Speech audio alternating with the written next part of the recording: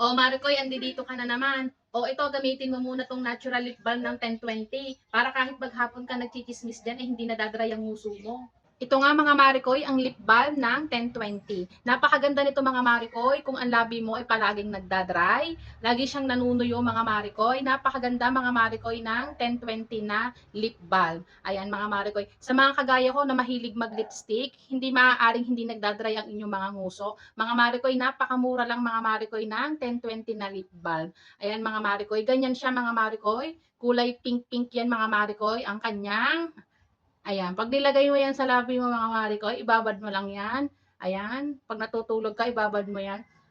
Pagkagising mo mga Maricoy, napakaganda na ng labi ninyo. Tanggal talaga yung mga dry nyong balat-balat dyan mga Maricoy. Kaya kinabukasan mga Maricoy, ready ka na ulit makipagchismisan mga Maricoy. Hindi ka na itichismis ng kumari mo na tuyot na yung huso mo. Ayan mga Maricoy. Ayan, i-check out mo na mga Maricoy. Nasa baba ang link.